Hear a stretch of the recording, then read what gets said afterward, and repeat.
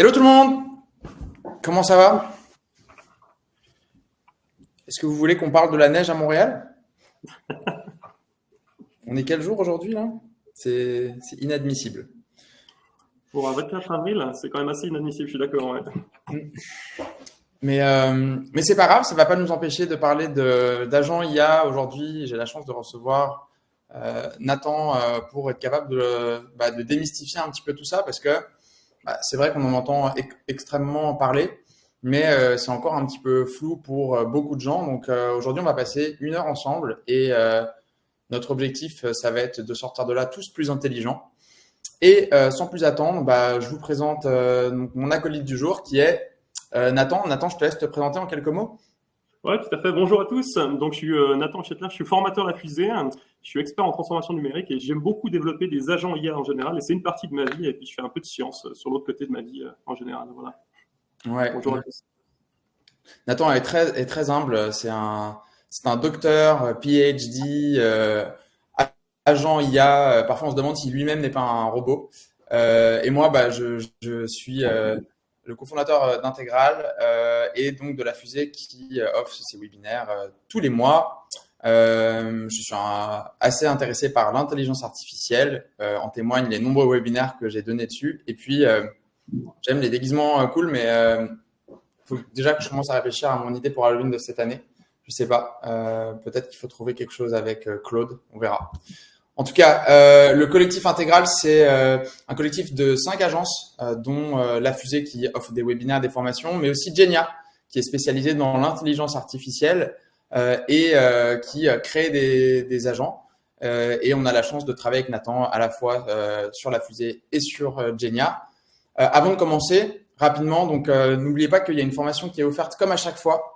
Donc soyez attentifs pendant ce webinaire parce que évidemment ceux qui auront été attentifs pourront avoir les bonnes réponses au cas où et donc potentiellement gagner une formation. Ensuite, tous les participants auront 15% de rabais exclusif pour les 30 premières personnes qui bookent des formations dans les prochains jours avec le code agent avec un S, attention, 15. Et donc vous pouvez utiliser ça sur le site internet de lafusée.net sur n'importe quelle de nos formations. Et puis, vous pouvez d'ores et déjà vous inscrire à notre prochain webinaire. Cette fois-ci, on va revenir un petit peu sur le marketing numérique et on va parler de Google Ad Grants, donc pour les OBNL notamment, qui ont accès à 10 000 $ d'investissement média via Google, ceux qui en font la demande. Et donc, on va pouvoir parler de ce sujet-là. C'est parti. On va passer à peu près 45 minutes sur les agents IA et les différentes applications. Ensuite, on fera la conclusion, on fera le quiz et ensuite, on laissera un moment pour les questions, sachant que on prendra quand même un moment pour répondre à vos questions pendant. Donc, on essaiera de les consulter au fur et à mesure. Et Nathan, je crois que c'est ta première fois, mais tu vois qu'il y a un petit onglet chat, il y a un petit onglet questions. Vous êtes quand même plus de 150 dans la salle, donc si vous en avez, n'hésitez pas, on fera de notre mieux. En termes d'intro, un agent IA, qu'est-ce que c'est? Pour moi, qui suis de la génération Matrix, avant c'était Agent Smith, un agent. Et ça, c'était avant que je rencontre mon acolyte du jour, Nathan, qui m'a dit qu'un agent, c'était pas ça. C'était un programme informatique qui était capable de faire des tâches à votre place grâce à l'IA avec 3 caractéristiques: autonomie, adaptabilité, interactivité. Pourquoi autonomie? Parce que l'idée, c'est qu'on puisse interagir de pas trop importante, mais quand même un petit peu, et obtenir des choses un peu comme si vous interagissiez avec un humain dans votre équipe. Adaptable parce que y a des tonnes de cas d'usage qu'on peut traiter avec ça.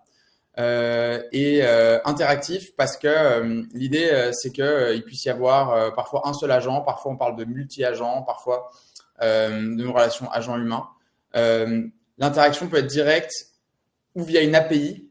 Et donc, l'API, on verra tout à l'heure, c'est une façon d'utiliser un modèle comme le modèle d'OpenAI, ChatGPT, en dehors de cet environnement-là et d'être capable d'aller plus loin dans la création d'agents. Vous voyez un outil IA ou un agent IA comme un stagiaire, pas votre VP stratégie, pas le CEO de votre compagnie. L'idée là, et à ce stade du développement de l'intelligence artificielle, c'est d'être capable d'avoir vraiment des bots qui peuvent nous aider à accomplir des tâches assez spécifiques et précises pour aller plus vite dans celles-ci, mais il n'y a personne aujourd'hui qui va runner votre vie. Il n'y a pas d'agents qui vont runner votre vie, en tout cas pas pour le moment. Le nombre de cas d'usage, on vous le disait, il est limité. Aujourd'hui, on va vous parler d'un cas d'usage très intéressant sur la traduction.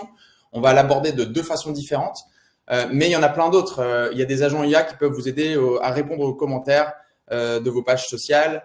Il y a des agents IA qui peuvent vous aider à trier des CV, qui peuvent vous aider à rédiger un article de blog visuel et optimisation SEO comprise. Il y a vraiment une quantité illimitée de cas d'usage. Et donc, l'idée, c'est d'identifier celles qui sont le plus payantes pour votre organisation. Et souvent, c'est de commencer avec un cas de figure, prouver qu'on est capable de gagner du temps et on est capable de gagner en qualité, et ensuite d'élargir ce concept ou alors d'aller explorer d'autres concepts. Alors, on a toujours ce problème avec la présentation. Elle est en plein écran pour moi, plein écran, je pense, pour la majorité des personnes, mais je crois que vous avez la possibilité de cliquer sur l'image pour essayer de l'agrandir chez vous. Parce que moi, je peux rien faire de plus que ce que j'ai fait à ce moment-là. Est-ce que certaines personnes ont réussi à mettre le plein écran? Merci Hotman, dans affichage plein écran.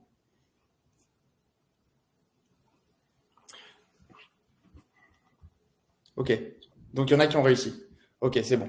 Ça m'a fait peur tout d'un coup, mais donc essayez ça. Et puis si ça marche pas, je suis désolé, malheureusement, je peux rien faire d'autre. Ce que je peux vous dire en revanche, c'est que vous allez recevoir l'enregistrement et que ça sera disponible ensuite dans vos courriels. Et donc vous allez avoir accès aux diapositives en grand à ce moment-là. Avant de passer à la suite, vous allez peut-être me dire, est-ce que tout ça, ChatGPT le fait pas déjà? Et vous avez en partie raison. Mais là où c'est intéressant de faire appel à des agents, c'est qu'on va aller chercher un degré de spécialisation supplémentaire. Et c'est ça dont Nathan va vous parler dans la slide suivante. Voilà, tout à fait. Alors, 3 niveaux de spécialisation différentes et de complexité aussi. Donc, on a un autre ChatGPT que vous connaissez tous, qui est un peu le couteau suisse, qui est un peu facile d'usage, prêt à l'usage, qui est un peu un usage qui est très générique, polyvalent. Il est un peu bon, mais pas trop sur à peu près tout. Ceux qui ont un peu expérimenté avec des utilisations un peu plus avancées, on voit qu'on arrive très vite à des limitations. Très peu personnalisable. On a quelques petites façons de le rendre un petit peu plus personnel, mais surtout, il est non déployable. Ça veut dire qu'il est utilisable seulement sur OpenAI.com. Et donc, il y a quand même des grosses limitations de ce point de vue-là. Donc, l'autre point que vous avez certains d'entre vous ont déjà peut-être expérimenté avec, c'est les agents qui sont GPTs. Donc, c'est ces fameux agents qui sont dans OpenAI aussi. Donc, on a un développement qui est un petit peu plus rapide. On a un usage semi-spécialisé. Ça veut dire qu'on peut avoir un ChatGPT un petit peu meilleur, un petit peu plus adapté à un usage, donc un petit peu plus personnalisable aussi, mais ça reste non déployable. Moi, je l'appelle un peu le kit Dolorama du GPTs, donc bon pour certains usages, mais pas trop non plus. Puis après, on a les agents API, puis là, on rentre dans un niveau de complexité qui est totalement différent et de spécialisation aussi qui est totalement différent. Donc là, on n'est plus totalement lié à OpenAI.com. On peut utiliser cette API à travers toutes les plateformes qu'on veut. On peut utiliser en local sur notre machine ou on peut utiliser sur un site internet ou autre. Et ça donne des possibilités vraiment différentes. Donc, par contre, le développement est nécessaire. C'est un petit peu plus compliqué à développer. On va le voir juste après.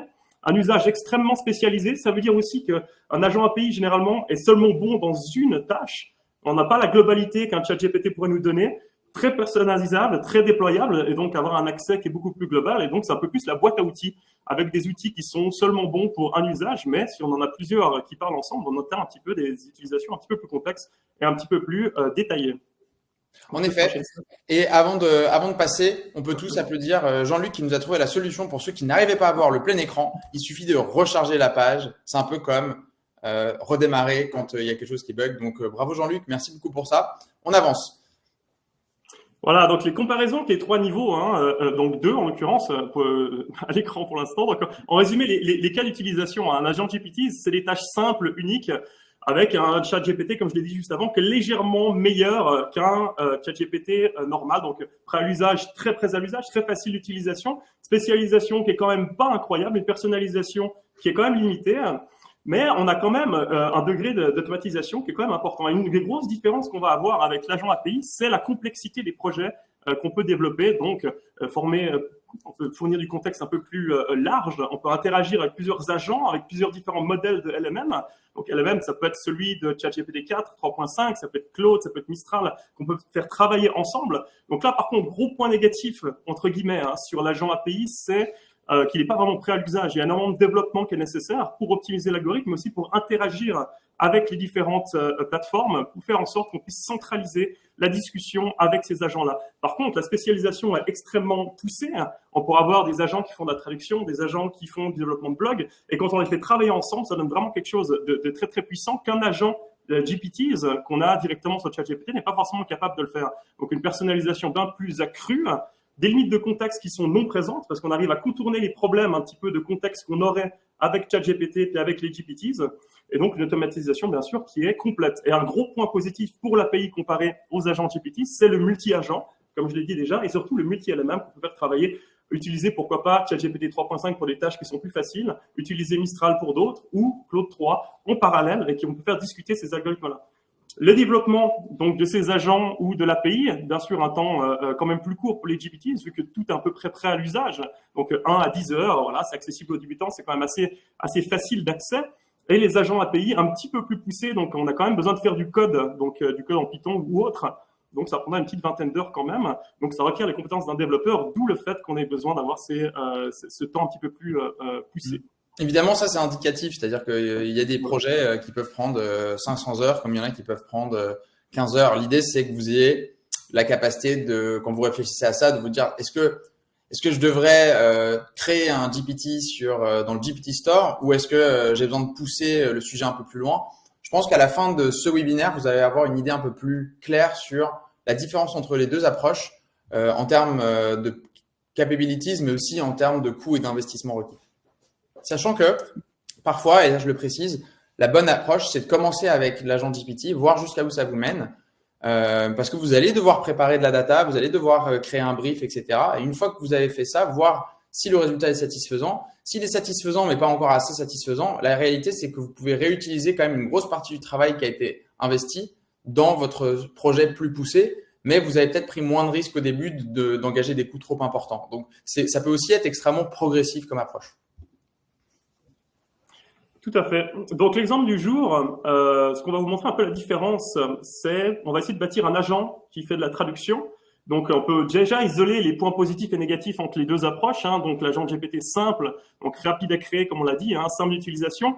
On a par contre toujours besoin d'interagir avec l'algorithme. On verra que c'est très peu automatisable. On a toujours besoin de faire soit des copier-coller, soit de discuter avec l'algorithme directement. Et ça, c'est quelque chose que les agents API, on n'a pas besoin de le faire. Un nombre de fichiers limité qu'on peut mettre en input. On est limité quand même à on va dire, à l'espace OpenAI. On peut utiliser GPT 3 ou 4, mais on n'arrive pas à aller chercher d'autres modèles. Et de la personnalisation limitée de loi avec des actions qui sont moins limitées. Maintenant, l'agent API, lui, alors il est plus complexe à développer, oui. On a une période d'apprentissage, oui, mais comparé à l'agent GPT qui est simple, on a moins ou zéro d'interaction. Ça veut dire qu'on n'a plus les problèmes qu'on pourrait avoir avec un algorithme ChatGPT où l'input n'est pas assez bon pour avoir un résultat qui soit bon, parce qu'en fait, l'algorithme lui-même va nous créer, l'agent lui-même va nous créer l'interaction avec l'API.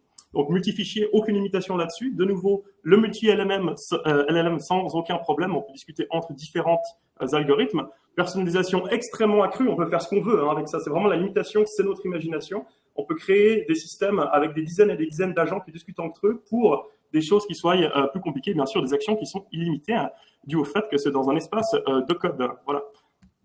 Je vais passer au prochain slide, s'il te plaît, Alex. Ouais. Donc, on va commencer avec la création d'un agent GPT simple. Donc là, il faut un compte quand même ChatGPT. Et on va passer 5 minutes sur ça. Ça, c'est quand même très accessible. Vous en avez peut-être déjà fait. Je vais laisser Nathan vous montrer comment est-ce qu'il a procédé. Donc, ouais, très, très facile à faire. Pour ceux qui ne connaissent pas encore, une petite récapitulation de comment ça se fait, comment on le fait. Donc, c'est sur votre page ChatGPT, Export GPTs. Et là, il y a deux approches à faire. C'est à vous de choisir un petit peu. Soit on va dans le store GPTs, où on peut prendre et utiliser des GPTs déjà existants. Donc, il y en a des dizaines et des dizaines. Donc, faut pas hésiter d'aller essayer pour voir ce que ça donne, s'ils sont, on va dire, adaptés à vos besoins. Ou sinon, on peut créer notre propre GPTs, personnalisé à nos besoins. Puis, on verra là que c'est quand même assez facile à faire, assez intuitif. Et OpenAI a fait ça quand même très très bien pour que ce soit rapide et facile d'accès quand même. Nathan, et tu sais si c'est disponible dans la version gratuite de ChatGPT? Non, hein, il faut la version payante, je Alors crois. non, il faut la version payante. Il faut la version payante, c'est absolument nécessaire. Et un point qui est vraiment problématique avec le déploiement aussi de ces GPT, c'est que une fois qu'on a créé un GPTs, on a besoin d'avoir un compte payant pour l'utiliser. C'est-à-dire que si vous créez un compte en interne, on peut pas le partager à quelqu'un qui a un compte gratuit pour pouvoir l'utiliser. Donc on a besoin d'avoir un compte payant. Entre nous, hein, c'est pas le sujet de ce webinaire, mais il y a quand même des grosses différences entre un compte payant et un compte gratuit, avec de nombreuses fonctionnalités qui sont pas disponibles dans la version gratuite. Et donc aujourd'hui, quand on connaît le coût mensuel qui est à peu près 30 dollars canadiens, ça vaut vraiment la peine de regarder les comptes qui sont payants. Ouais, surtout avec la version Teams, hein, qui est quand même plus efficace. Voilà, très bien. Donc, quand on crée un GPTs, voilà, on va arriver sur cette page-là. Donc, voilà, on a un petit dialogue qui nous dit bonjour, je suis le GPT Builders.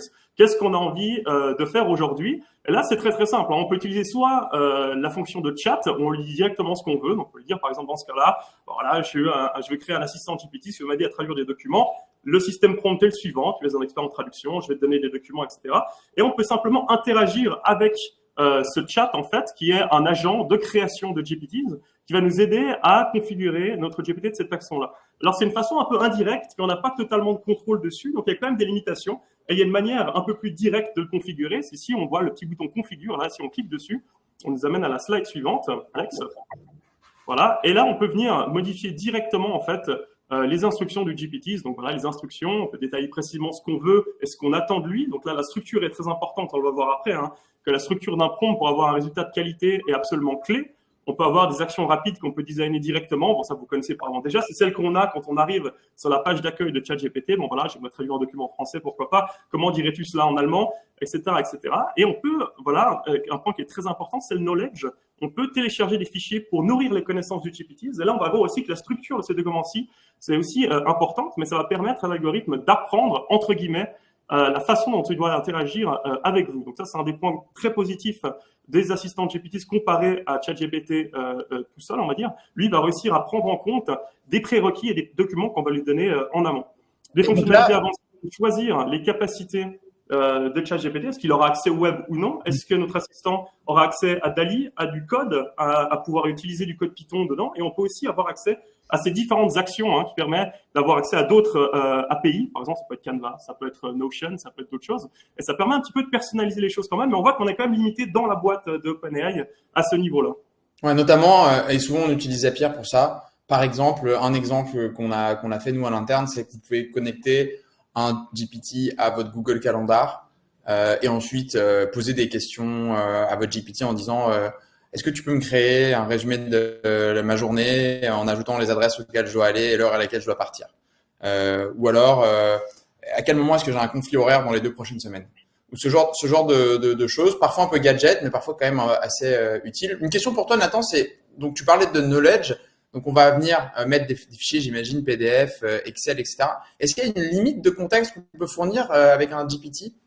Alors, la longueur du fichier, non. C'est le nombre de fichiers qui est limité à 10, sauf erreur. Maintenant, il faut savoir que la fonction knowledge de OpenAI, c'est pas vraiment un apprentissage de l'algorithme. Okay, c'est une fonction de recherche dans les documents. C'est-à-dire que c'est pas vraiment, on réapprend pas à l'algorithme à interagir avec ces informations-ci. C'est plutôt, l'algorithme va lire nos documents et va sortir des informations de ces documents. Donc, on est quand même un petit peu limité. C'est pas du vrai apprentissage en surcouche comme on pourrait faire avec du fine-tuning, comme on verra avec l'API. Ok, très clair. Il y a Antoine Grandmaison qui nous demande est-ce que les fichiers partagés avec cet agent GPT alimentent le modèle de ChatGPT global? Y a-t-il un enjeu d'accès à l'information? Alors, de ma compréhension, plus on est sur des versions corporatives, plus les données qu'on injecte sont protégées, plus on est sur des comptes individuels, plus OpenAI se permet d'utiliser les datas pour entraîner son modèle. Est-ce que c'est ça, Nathan, ou est-ce que c'est plus complexe que ça? Non, bah alors c'est juste d'un point de vue où oui, non, ça c'est juste. Des dernières versions, si on prend la version Team, on a une protection des informations. Les fichiers qu'on va uploader dans la version Team de ChatGPT sera protégé. Dans les assistants GPTs, ils nous disent qu'ils n'utilisent pas les informations qui sont partagées pour entraîner leur modèle, mais c'est toujours un peu voilà. Est-ce qu'on a vraiment une trace officielle de ça? Non. Maintenant, pour l'API, par contre, on est sûr certain que les informations qu'on partage avec l'API sont confidentielles. Donc là, c'est un des gros points positifs de l'API par rapport à l'utilisation de ChatGPT directement, c'est que les informations sont directement protégées et on n'a plus ces problèmes de confidentialité. Voilà, donc je parlais de l'importance d'écrire des prompts de la bonne façon pour avoir un résultat qui soit efficace. Donc c'est un petit rappel de comment est-ce qu'on structure un système prompt. Donc voilà, il faut donner un rôle à l'intelligence artificielle. À la place de lui dire écris-moi quelque chose directement, on va lui dire plutôt voilà, agis comme le CEO d'une agence marketing basée à Montréal, spécialisée en SEO. Donc on lui donne un rôle, le CEO d'une agence marketing, mais aussi un lieu qui est important pour lui de donner du contexte.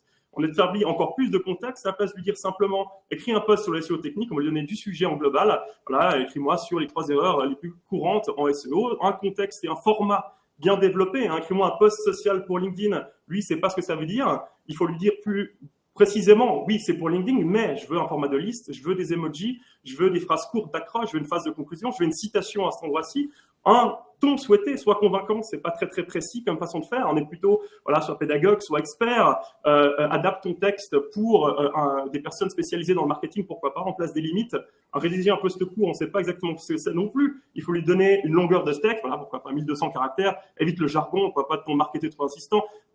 Évite les expressions du français de France, évite les anglicismes. Pourquoi pas, c'est des choses que lui pourrait faire. Et bien sûr, alors là, le point 6, c'est un des gros points négatifs de quand on travaille avec l'API, c'est que bâtir une série de prompts dans l'API, c'est plus compliqué que bâtir une série de prompts dans un GPTs. Donc, c'est pour ça que c'est important aussi de faire un développement correct et de faire une optimisation de l'API de façon le plus précise possible pour que ça fonctionne. Voilà un petit rappel un peu des éléments clés d'un prompt réussi. Ça marche dans les assistants, dans les API, mais aussi dans votre ChatGPT que vous utilisez tous les jours. Exactement. C'est-à-dire que la qualité des consignes qu'on va donner est pertinente aussi pour les agents.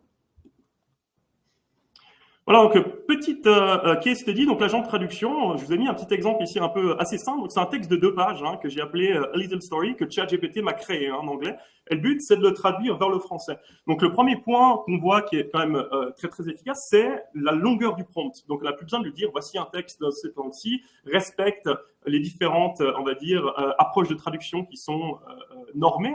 On va lui dire simplement traduit ce texte en français parce que tout le travail en fait de la longueur du prompt a été fait dans le développement de l'assistant. Donc lui il nous le traduit directement, voilà, très bien. Il dit un petit compte avec tout se passe bien, il nous donne le texte. Maintenant on voit qu'il y a une limitation autre, c'est la limitation du contexte. Ça veut dire qu'à un certain point, on va avoir une limitation du nombre de textes qu'on peut avoir dans le chat de ChatGPT et on va devoir cliquer sur continuer la génération du texte. Alors c'est pas terrible d'un point de vue d'utilisation anecdotique, mais si on vient faire quelque chose d'un peu plus automatisé, où on a des dizaines et dizaines de pages, c'est une action qu'on va devoir refaire des dizaines de fois, et c'est quand même assez embêtant. Donc on a une limitation du contexte. On a aussi le problème dans ce cas-ci, parce que c'est un cas très simple, qu'on va devoir faire des copier-coller. Donc on a quand même une interaction avec l'utilisateur qui est nécessaire. Donc on est un petit peu plus efficace sur le côté du prompt, mais on est moins efficace dans le côté interaction, on va dire, direct pour extraire le texte de l'algorithme. Mais après, ça, on peut essayer d'être un petit peu plus efficace. On peut dire pourquoi pas, OK. Passons à la slide suivante, s'il te plaît, Alex. On peut lui dire, voilà, on peut essayer de rendre les choses un petit peu plus compliquées en lui disant, OK, laisse-moi télécharger ce fichier-là en .docx, puis on rajoute au système prompt qu'on a vu avant, voilà, fournit la traduction sous forme de fichier .docx téléchargeable, et on peut essayer de contourner le problème du contexte. Si le texte est trop long, coupe-le en sous-parties et recompile-le avant de le donner à télécharger. Et là, on voit qu'il y a des petits problèmes quand même, c'est que la longueur du contexte n'est pas directement résolvable par l'algorithme de ChatGPT. Il n'arrive pas vraiment à coder autour de ce problème-ci. Donc, on va avoir des erreurs qui vont se passer. C'est généralement, il va arrêter l'analyse au milieu du texte et on n'aura pas notre fichier .docx. Une autre façon de faire, ce serait de générer tout le texte en texte, comme on a vu avant, donc qu'il soit imprimé sur l'image, et lui demander après de nous donner le texte qui soit traduit. Maintenant, ça fonctionne pas super bien et ça nous fait faire des interactions en plus. Donc, on a un petit peu des limitations de ce côté-là, spécialement pour des textes qui sont un petit peu plus longs. Voilà, donc traduire un post sur les réseaux sociaux, oui. Traduire un document avec 7 pages, c'est compliqué. Exactement, tout à fait. Et là, une des solutions qu'on aimerait vous montrer, en fait, c'est l'avantage d'utiliser un agent API pour faire ces tâches-là et pour réduire le nombre d'interactions avec l'utilisateur. Donc là, on a quelques questions. Il y en a une qui est quand même niveau expert, mais c'est Anthony qui nous dit allez-vous jusqu'à parler des agentic workflows pour segmenter des tâches complexes en sous-tâches gérées par différents agents? Alors, oui et non.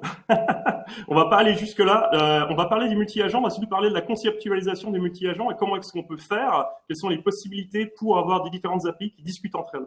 Voilà, donc on va rester quand même très en surface. Exact. Parce que là, vous êtes 160 et tout le monde n'a pas le même niveau, donc on est obligé d'essayer de rendre ça le plus englobant possible.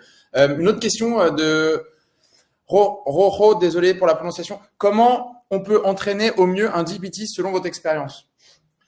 Alors, le premier point, si on veut rester dans les assistants, ce serait avec le knowledge entre guillemets. Donc, ça veut dire qu'il faudrait lui donner des documents qui sont bien structurés. C'est quelque chose qu'on va voir juste après avec l'API, que la structure de documents qu'on lui donne en apprentissage, en knowledge, c'est quelque chose de très important, surtout si la fonction d'OpenAI, c'est vraiment une lecture à travers le document, ça lui permet de savoir et d'isoler les textes du contenu. Et donc, ça permet d'avoir quelque chose de bien mieux de cette façon-là.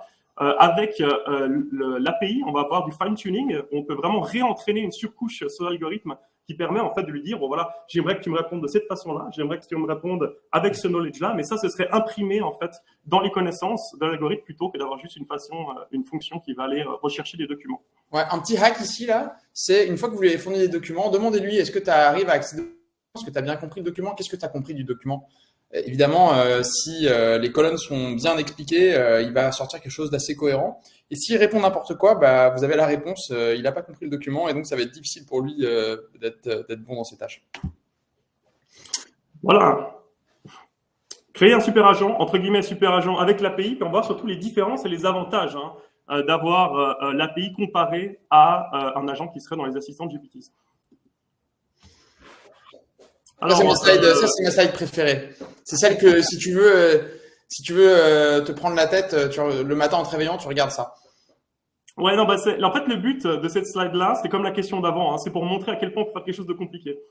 Le but après, c'est qu'on va venir décomposer cette slide-là en sous-parties et puis on va isoler les choses. Mais ce qu'on veut vous montrer par là, c'est que ça peut être très très complexe et qu'on n'est pas vraiment limité à voilà, un agent, un input, un agent, une réponse, etc. Donc là, le but, c'est qu'on ait un petit environnement local, ce serait notre ordinateur, on peut discuter avec l'agent. Lui, il va aller dans ses perceptions, dans ses knowledge, dans ses textes pour essayer de comprendre un petit peu, OK, qu'est-ce qu'on lui a donné en input? Ça peut être des images, du son, de la vidéo, des maps, du texte en général. Il va réussir à isoler les informations de ce texte-là. Il va utiliser ses mémoires, ses knowledge, ses différents decision making qu'il va envoyer après à l'API pour discuter et pour avoir en fait une réponse qui soit adaptée à nos besoins. Mais là, c'est quelque chose de très simplifié, mais on peut vraiment avoir des applications extrêmement complexes.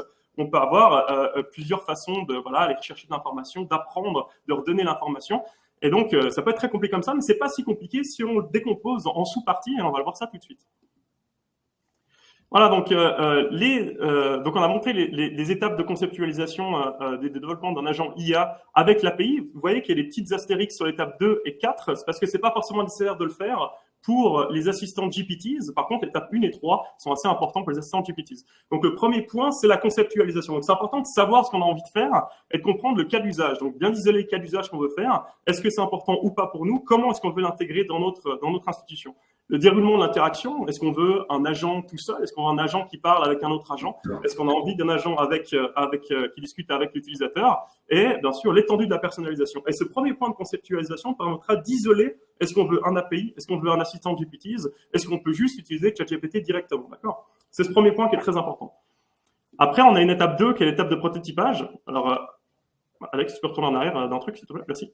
Donc là, le but, ce serait de retourner sur une création d'une première version, un premier code. Donc là, c'est du code pur. C'est-à-dire qu'on ferait du Python, on ferait du Java, ce que vous préférez. On fait une gestion des erreurs, puis on intègre ce code-là dans une UI, donc une user interface qui est simple et qui permet de passer à l'étape 3, qui est le test et l'optimisation. Donc on va venir travailler la qualité des réponses, on va travailler le système prompt et aussi le fameux knowledge et les documents qu'on va lui donner, qui soient structurés de la bonne façon pour que lui puisse retrouver ces informations-là correctes et lui donner les réponses les plus adaptées possibles. Et enfin, on arrive à 1.4, parce que pour l'instant, l'application, elle est sur notre bureau à nous, mais si on a envie que les autres gens puissent l'utiliser, c'est important d'avoir un déploiement, donc avoir une sélection de plateformes qui soit adéquate, trouver celle qui est le plus adaptée à votre institution, et une gestion des autorisations, bien sûr, surveillance et maintenance qui va aussi avec. Mais le but, donc, ces 4 étapes-là, c'est un peu pour résumer ce qu'on a vu avant, qui est un peu plus intense. Donc, conceptualisation, prototypage, test et optimisation, et après, le déploiement pour avoir une application qui est utilisable. Voilà. Et donc, on va prendre ces étapes une par une pour le cas d'étude qu'on a décidé de prendre. Super. On a une question de Normand Marino. Non, pardon. Jean-Pierre Bibaud sur une organisation développe un API. L'API est-il partageable avec d'autres organisations? Puis-je acheter des API qui ont été développées pour d'autres organisations? Alors non, c'est très personnel comme déploiement. Ça veut dire que une fois qu'on a développé une application API, généralement on la partage pas forcément. Il y a des plateformes de partage qui existent, hein, mais je pense que quand une institution développe, si OpenAI développe des API, généralement ils vont vous faire payer pour les utiliser, ça c'est sûr. Voilà, étape 1. Donc, c'est l'étape un peu brainstorm. Hein. On va se dire, OK, bon, étape 1, conceptualisation, planification. Quelle tâche spécifique on veut que notre agent fasse? Comment est-ce qu'on peut intégrer dans notre institution? Donc, il faut identifier bien les problématiques. Comment est-ce que l'intelligence artificielle peut y répondre? Le flux de travail existant. Donc, est-ce qu'on veut lui donner des documents? Comment on veut qu'il nous réponde? Les objectifs clairs et mesurables pour qu'on puisse, après aussi, jauger est-ce que l'agent, il est de qualité ou non. Après, on a une conceptualisation, agent sol, agent humain. Combien d'agents nécessaires? Est-ce qu'on a vraiment besoin d'un agent très, très spécifique à son endroit-ci ou si un agent un peu plus global permettrait de faire le travail? Et après, on peut essayer de déterminer, OK, agent GPTs, agent API, autre type d'agent. Est-ce qu'on engage quelqu'un à la place parce qu'on voit que l'AI n'est pas assez bonne pour faire ce travail-là? C'est aussi un point qui est aussi discutable. Hein. Donc, c'est pour un peu décider l'impact sur la suite du développement et sur les suites des idées. Donc après, on peut passer à l'étape 2, le prototypage. Donc là, on va pas aller dans le détail du code, hein, c'est pas le but d'aujourd'hui, c'est pour vous montrer un peu l'importance des différentes étapes. Donc le but là, c'est de développer un MVP, donc un premier produit qui est utilisable sur une version locale. Donc c'est une version simplifiée de l'agent, on peut tester les fonctionnalités, on peut avoir les premiers accès en fait à l'API de OpenAI, puis on peut gérer les problèmes potentiels. Puis le but de ce premier, on va dire prototypage, c'est d'amener le code Python a une réponse dans la console qui est quand même pas très user-friendly à un vrai chatbot qui serait dans une fenêtre où on peut interagir de façon claire sans qu'on ait besoin d'avoir un background en code. Donc là, le but en fait de développement pur, ce serait cette partie de script Python avec la console, mais juste après ça, une fois qu'on a le chatbot tout seul, on arrive un petit peu à l'optimiser de façon un peu plus intuitive. Voilà, test optimisation très très important pour l'agent API, mais aussi très important pour on va dire, l'assistant GPTs. Donc, c'est de venir optimiser le système prompt du modèle pour que les réponses soient le plus adaptées possible à ce qu'on veut. Et puis, il faut aussi réduire le nombre d'interactions humaines. C'est surtout ça où c'est un gros point important de l'API, c'est qu'on a plus besoin d'avoir cette interaction qui est un peu embêtante. Et on permet d'avoir quelque chose d'un peu plus indépendant. Et on peut avoir avec l'API surtout une optimisation par le fine-tuning. On peut vraiment, on va dire, fine-tuner le modèle pour qu'il soit designé à nos besoins, que ce soit sur les réponses, que ce soit sur ses connaissances à lui. Sélection du knowledge, très très important, hein, la capacité d'intégrer ses connaissances dans l'algorithme. Donc, qu'est-ce que l'agent a vraiment besoin de savoir? Est-ce que c'est une structure de blog? Est-ce que c'est des connaissances sur votre institution? On pourrait imaginer, pourquoi pas, avoir un agent qui fait le onboarding des nouveaux employés avec une database complète sur votre compagnie. On peut juste se poser des questions et lui pourrait répondre. Et ce serait via ce knowledge-là. Donc, l'organisation et la structure est très importante. Et de nouveau, hein, pour le système prompt, bon prompt égale bon résultat. Là, c'est encore plus vital vu qu'on n'a pas directement accès à forcément une fenêtre pour discuter avec l'algorithme. Voilà, petit concept de base sur le fine-tuning. Donc, comment est-ce que l'apprentissage fonctionne de ces algorithmes-là? Donc, on les entraîne sur des milliards et des milliards de données. Et c'est très, très global. Hein. Donc, ça veut dire que l'algorithme de base de ChatGPT va savoir un petit peu sur tout. On se souvient, hein, c'est le couteau suisse. L'algorithme de base et le fine-tuning permet en fait de nous avoir un algorithme un petit peu plus optimisé, un petit peu plus spécialisé, où on va prendre en compte nos besoins, nos tâches spécifiques pour améliorer la précision de nos réponses et aussi réduire un petit peu les bias s'il y en a qui sont présentes dans les algorithmes. Et après ça, bien sûr, on a des prompts qui sont spécialisés pour notre fine-tuning, pour avoir des réponses qui sont beaucoup plus précises et beaucoup plus adaptées à nos besoins. Et bien sûr, ça passe aussi le fait que ça doit rentrer dans l'optimisation de notre algorithme et aussi dans le test. Hein, ça, c'est très important. Là, on a quelques questions. Là. Une de Jean-François qui demande est-ce qu'une API peut lire un document PDF, Excel et intégrer les données ciblées dans mon ERP directement? Tout à fait. Aucun problème. La grosse, en fait, l'API toute seule va pas faire ça, mais le code qu'on va développer en amont peut le faire. Parce qu'il y a très très peu de limitations avec un code Python. Donc, on va pouvoir, via le code Python, envoyer tout ce qu'on veut à l'API. L'API nous répondra avec les réponses de ChatGPT. Et via notre plateforme Python, on peut faire à peu près ce qu'on veut. On peut les uploader à gauche, à droite, on peut créer des documents. On va le voir après dans la démonstration que c'est des choses qu'on peut faire assez facilement. Rina nous demande, peut-on instruire l'agent sur les raisons de notre sélection du knowledge? Pourquoi ceci ou cela? Bien sûr, ouais, évidemment. Et je pense que le plus on lui donne d'informations, le meilleur il va être. Après, il ne faut pas lui en donner trop non plus, il faut respecter la structure. Mais on peut tout à fait lui dire, voilà, je te le donne de cette façon-ci parce que lui, il va prendre ça en compte, ça c'est sûr. Donc, c'est une bonne idée de faire ça comme ça, bien sûr. Voilà, pour revenir sur la structure de knowledge, donc à la place de lui donner un fichier PDF purs, pas forcément bien organisés. C'est important d'utiliser des formats qui soient bien reconnus. Alors pourquoi est-ce que ces formats-là sont meilleurs on va dire un Word ou un PDF ou autre? C'est parce qu'en fait, il y a énormément de données sur lesquelles ont été entraînées qui étaient dans ces formats-là, d'accord? C'est juste pour ça. Donc, la structure du knowledge qui soit le plus proche possible de la structure de ces données d'entraînement, c'est très important. Moi, je vous propose là de regarder le format qui s'appelle Markdown, qui est quand même très, très facile à utiliser. On va lui donner voilà, différentes petites informations. Donc, pour les titres, par exemple, c'est des hashtags. Plus on met de hashtags, plus on va bas dans les titres. Donc, pour les titres principaux, ce serait un hashtag. Pour les secondaires, ce serait deux hashtags, etc. On peut lui donner une table des matières en début de document si le document est long. Ça lui permet de structurer aussi sa lecture, des listes, bien sûr, très important avec des bullet points. On peut mettre en évidence des informations. On peut mettre des informations en gras avec des petites étoiles. On peut mettre en italique avec une seule étoile. Et lui, il va prendre ça en compte aussi pour juger l'importance des mots dans la structure. Donc, c'est assez important de le faire. Et c'est pas forcément que dans un Word, lui, il va comprendre le gras ou l'italique, mais dans ce format-là, il va le comprendre, lui donner des liens externes et pourquoi pas inclure des métadatas aussi, pourquoi pas le type de contenu, le titre du document, pourquoi est-ce qu'on a choisi ces éléments-là et pourquoi est-ce que c'est important pour lui de les comprendre. Et je pense que la date de création peut être aussi importante, surtout si on fait des mises à jour sur le knowledge lui-même pour qu'on puisse avoir une traçabilité. Donc, c'est assez important de ce point de vue-là. Donc, le point qu'on a envie que vous vous souveniez, c'est la structure de ce document qui est importante.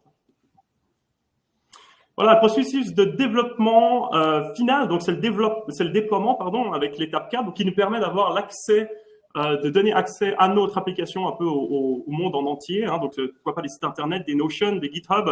Moi, j'aime beaucoup Hugging Face parce que leur logo est assez cool et surtout, c'est très facile à utiliser. Et via ces plateformes de Hugging Face, on peut avoir voilà, tout le monde qui peut se loguer dessus et qui permet d'avoir une utilisation directe des agents IA. Donc, ça peut être différentes plateformes. Hein, il faut adapter le code un petit peu, bien sûr. C'est quand même assez facile à faire. Et on peut, bien sûr, c'est important de gérer la confidentialité des identifiants pour être sûr qu'on n'ait pas un problème d'information qui soit partagé avec d'autres personnes qu'on ne voudrait pas. Toujours important de protéger ces informations là-dessus. Mais le point important, c'est donner accès en fait à l'agent au grand public, ou en tout cas au niveau de votre institution. Hein.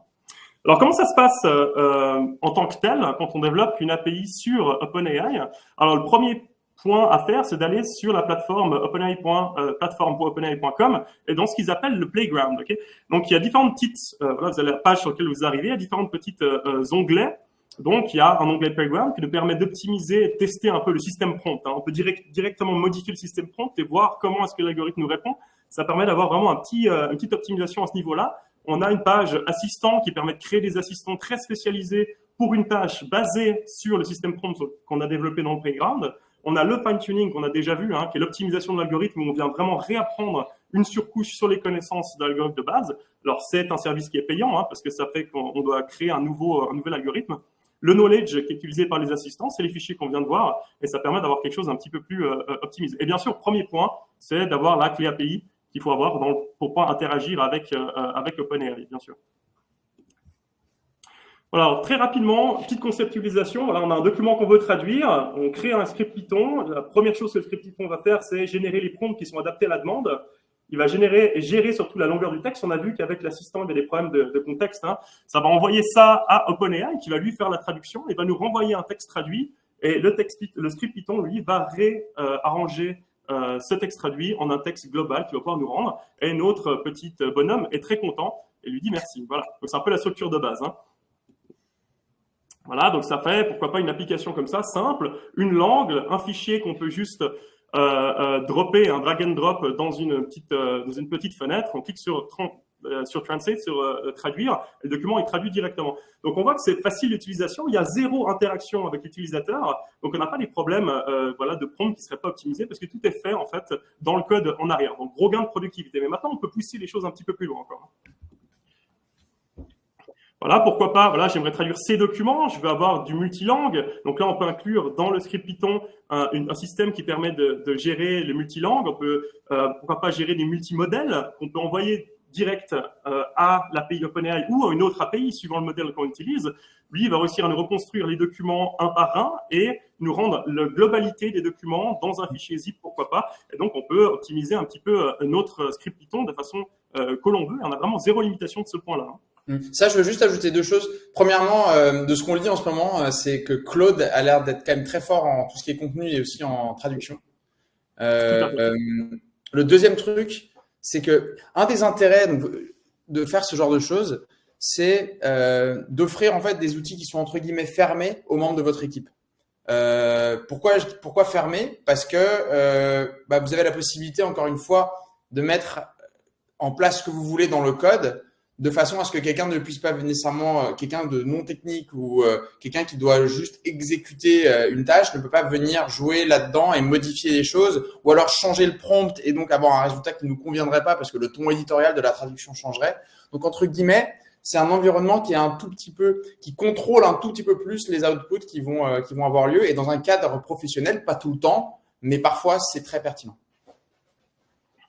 Tout à fait. Très bien.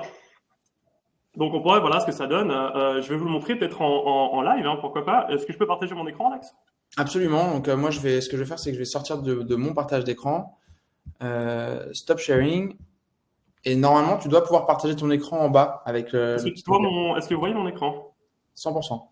Ok, très très bien. Donc voilà, ça c'est typiquement l'app qu'on a développée. Je vais vous montrer donc plusieurs sous-modèles, ChatGPT 3.5, 4, mais on n'est pas obligé de se limiter à OpenAI. On peut avoir Claude, on pourrait mettre du multilangage et on peut directement lui dire voilà français, polonais, espagnol. Je l'ai écrit en anglais là, mais bon, on n'a pas forcément besoin d'avoir ça. Et on peut simplement avoir un fichier où on peut juste rajouter des différentes fichiers. On peut en rajouter à l'infini. Hein. Je vous en ai mis qu'un seul là en PDF, mais on n'est pas limité non plus par le format. Donc, on pourrait très bien avoir des fichiers qui seraient, pourquoi pas, en point de Kix et autres. Et puis là, on voit que simplement cliquer et en arrière-plan, c'est tout ce qu'on fait. Hein. On l'a droppé un fichier, on attend que l'algorithme nous fasse la traduction et il va nous le faire dans ces différentes langues sur les différents formats qu'on a choisis. Donc là, il va le faire avec Claude 3. Donc, combien de temps ça va prendre? Ça dépend un petit peu de la longueur de la chose, mais sachez que c'est très facile à faire. Et on pourrait rajouter ici d'autres modèles. On pourrait ajouter Mistral. On pourrait très bien imaginer que cette structure-là soit intégrée dans d'autres, on va dire, modèles.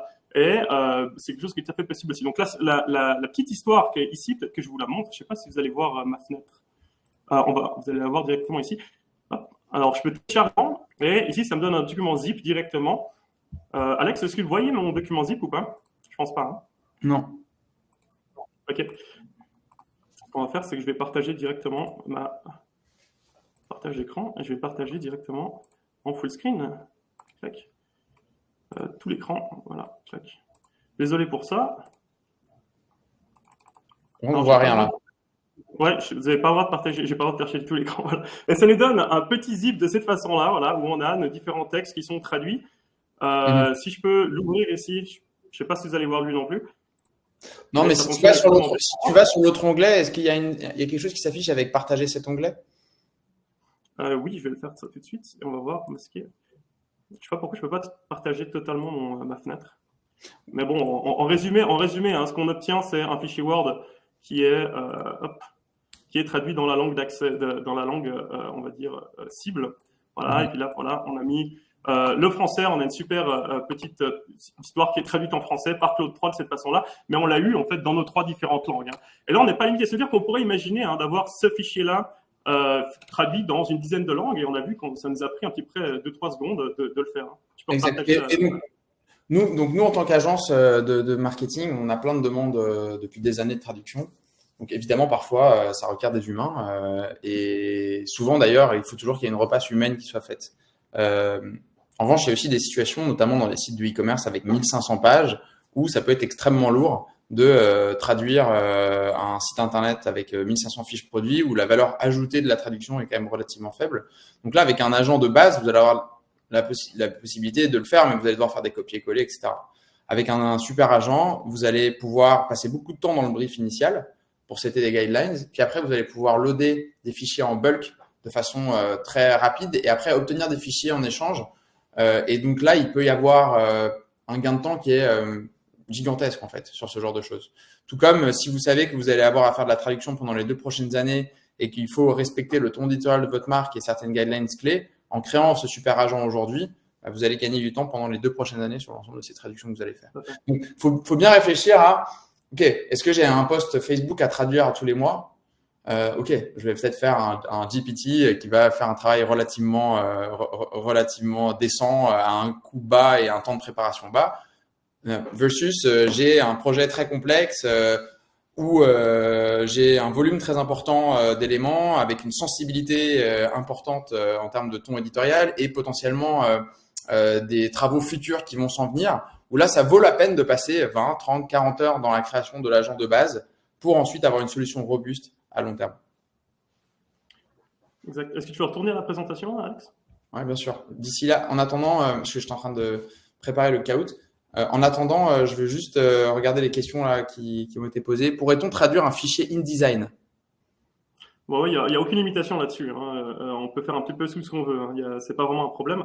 La limitation vient de la limitation de l'algorithme, que ce soit ChatGPT ou bien Claude ou bien la version 4 ou 3.5 de ChatGPT. Mais c'est tout à fait possible. Aucun problème avec ça.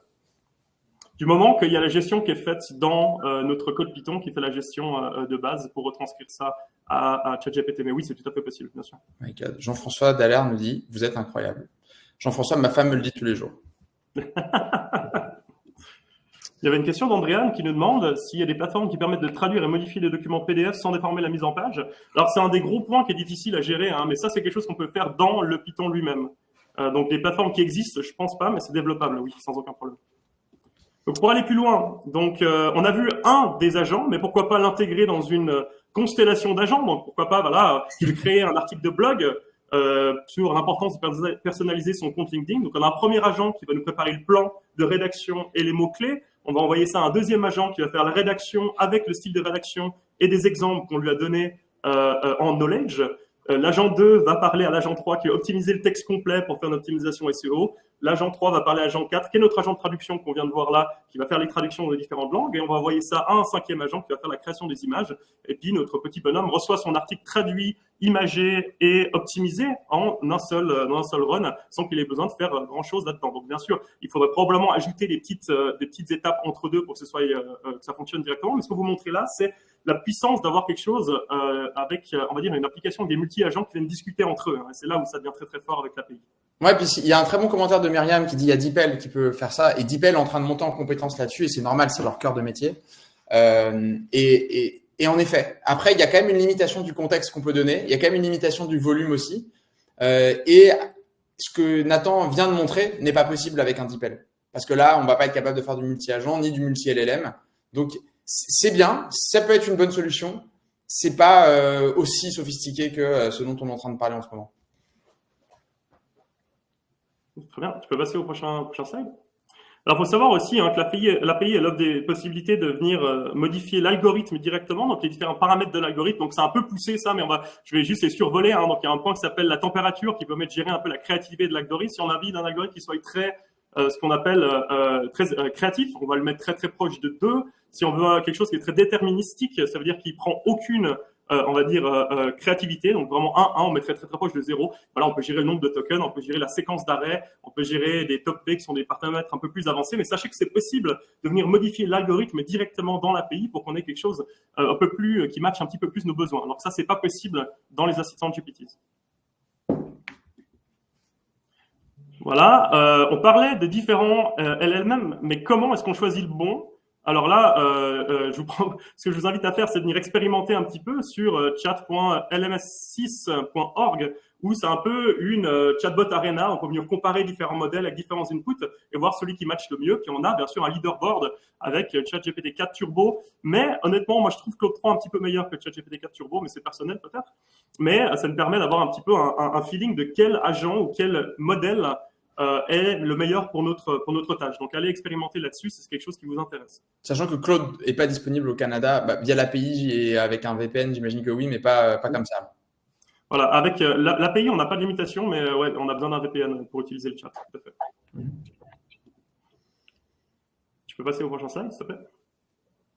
Voilà, donc déploiement pour les accès simples et sécurisés. Moi, je vous parlais de Hugging Face et ça nous donne une petite plateforme comme ça. On peut très bien avoir une plateforme, en l'occurrence là, qui s'appelle Integral Group, où on pourra avoir une bibliothèque de différents agents qui seraient ici, qui nous permet d'avoir accès justement à ce recueil d'agents que tout le monde pourrait se loguer et venir accès à ces choses-là en externe. Et c'est quelque chose d'assez efficace et assez facile d'utilisation aussi. Donc, c'est vraiment une façon à garder en tête si vous déployez des agents API, pourquoi pas les avoir dans Hugging Face.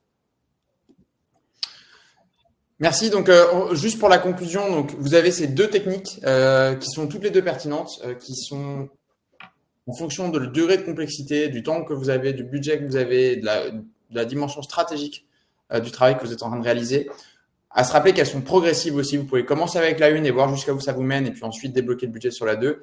Normalement, si vous le faites bien, le travail de traitement de données et de test au début de la version agent GPT va vous être utile à nouveau dans la deuxième phase. Évidemment, dans la deuxième phase, c'est quand même recommandé d'avoir des ressources plus techniques qui s'y connaissent en code et elles courent pas nécessairement les rues. Donc, encore une fois, ça va pas être le même budget, ça va pas être la même quantité de temps passé, mais faites attention de bien utiliser la bonne solution par rapport à la complexité de votre besoin. Je vais prendre un moment avant qu'on passe au Kahoot pour te remercier, Nathan, parce que c'est pas facile de simplifier en fait tout ça, et je trouve que tu l'as fait extrêmement bien, et en tout cas, je pense qu'on a tous appris pas mal de choses, donc un grand merci pour ça. Si vous avez apprécié le travail de Nathan, il donne des formations ChatGPT, IA chez La Fusée. C'est aussi quelqu'un qui nous aide avec Genia en termes de coaching et avec qui on construit des agents pour nos clients.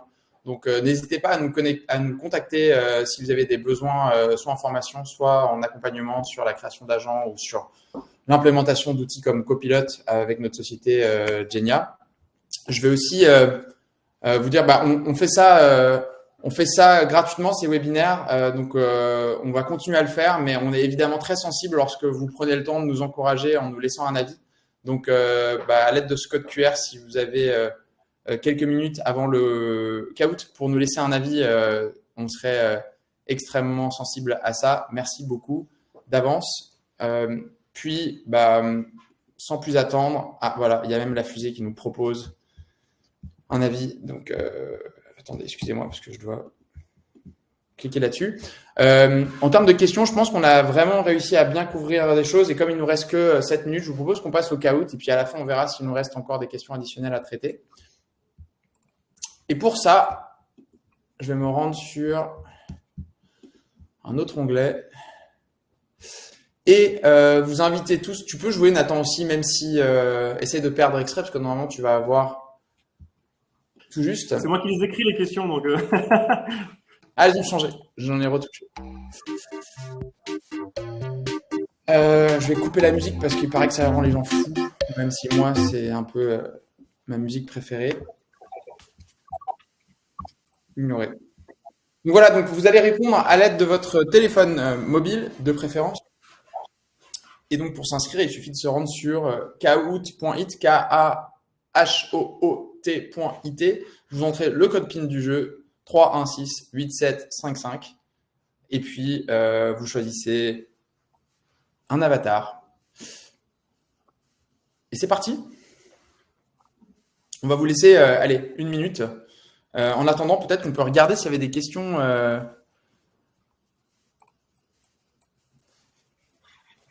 Genia nous a refusé. Qui peut nous aider à créer un agent?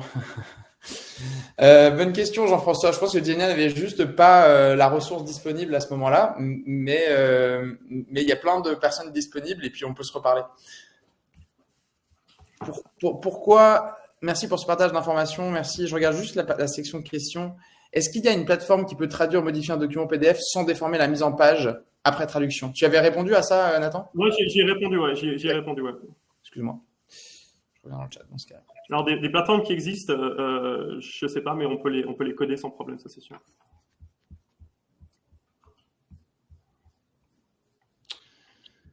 On va laisser encore…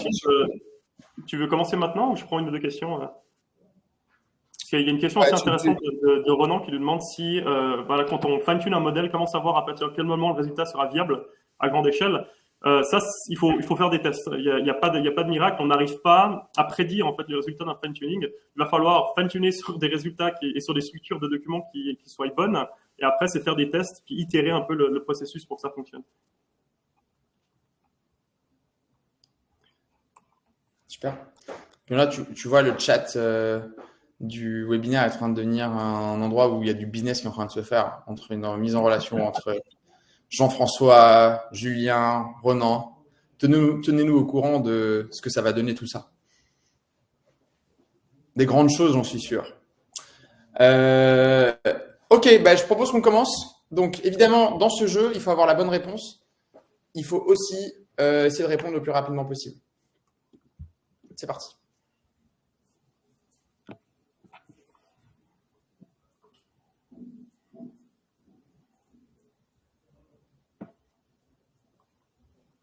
Les caractéristiques types d'un agent IA sont intelligence, complexité, rigidité, autonomie, adaptabilité, interactivité, autonomie, adaptabilité, humour, lenteur, rigidité, flemme.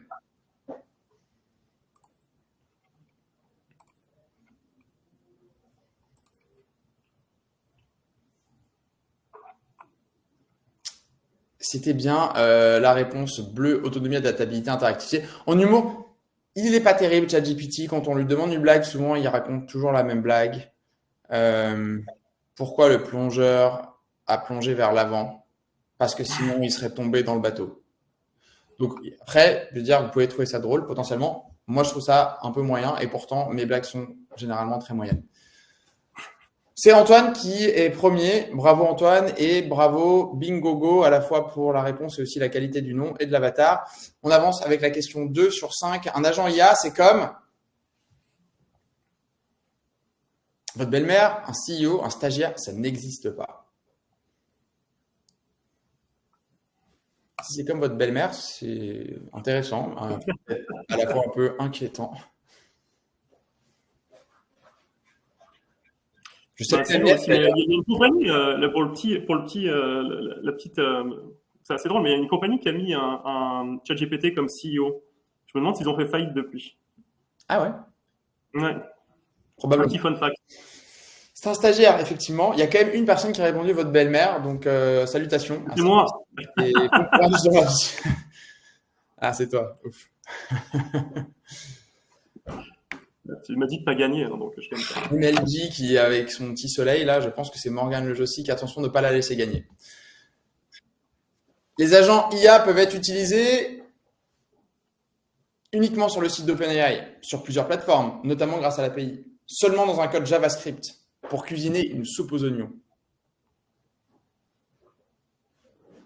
Franchement, ça n'a pas été très dur ces questions qu'on a préparées. C'est assez facile quand même. Mais il faut répondre rapidement. C'est aussi une question de vitesse. Tout à fait. C'était évidemment sur plusieurs plateformes, notamment grâce à l'API, et non uniquement sur le site d'OpenAI, même si on peut développer des agents GPT simples sur le GPT Store d'OpenAI. Antoine est toujours en tête, mais c'est quand même très serré puisqu'il y a que 16 points d'écart avec Nate. Je vous propose qu'on passe à la dernière question qui est… Ah non, non, il y a encore deux questions, pardon. Que veut dire API en français? Interface de programmation applicative, accès public interactif, interface de communication applicative ou programme d'application interplateforme. C'est un peu piège parce que je suis pas sûr qu'on l'ait dit ça. On l'a pas dit en français en fait. Ouais, c'est ça le truc. C'était quand même une question dure quand même, sinon c'était trop facile. Et c'était un piège. Accès public interactif, ce n'est pas ça, même si l'acronyme correspond à API, c'est interface de programmation applicative et donc c'est à l'envers, mais c'est ça que ça veut dire. Petit piège, bien joué à ceux qui sont sortis. On est donc avec un duel au sommet entre Nate et MLJ et Audrey. C'est parti pour la question 5. Le coût d'utilisation d'un agent IA est systématiquement plus cher que l'abonnement ChatGPT, hors de prix, comme une bière au Centre Bell, varie uniquement avec la longueur d'un prompt envoyé via l'API ou alors varie avec le type du modèle et la longueur du contexte entrant et sortant.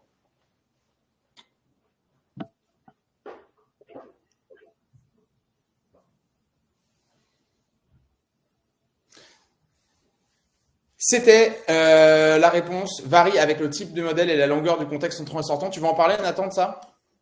En fait, le piège là, c'était qu'on paye à la fois l'entrée et la sortie en fait. Donc le coût il varie. C'est-à-dire que si le ChatGPT nous répond quelque chose de très court, on va payer moins cher que si il nous répond quelque chose de très très long. Donc les coûts ils varient un petit peu avec la réponse aussi, et pas seulement avec le prompt qui s'est envoyé. Bien sûr que ça change avec les types de modèles. Hein. Donc le modèle 4 va être plus cher que le modèle 3.5 et Claude est un petit peu plus cher que le modèle 4 aussi. Ronan est en train de taper, je suis sûr qu'il ne va pas être d'accord avec toi. Ah, ça s'est arrêté. Ok. Donc, on va voir qui a gagné sans plus attendre. Et donc, la place sur le podium, il s'agit de Marie. Numéro 2, Myriam. Bravo à toutes les deux. Et numéro 1, attention, Audrey. Bravo Audrey. Donc, Audrey qui vient de remporter une formation, la fusée. Et puis les autres qui ont remporté quand même l'honneur d'être sur le podium. Donc, merci à tous d'avoir participé. Je pense qu'il n'y a pas de questions additionnelles. Donc, ce que je vous propose, c'est que on finisse à l'heure pour une fois. Et encore une fois, je prends le temps de vraiment remercier Nathan parce que ça a été très instructif. Donc, c'est très sympathique d'avoir participé. Merci à toi pour l'invitation et puis merci à tous pour ces belles questions que vous avez pu poser. On se revoit dans un mois. À plus tout le monde. Très bonne journée. Bye bye.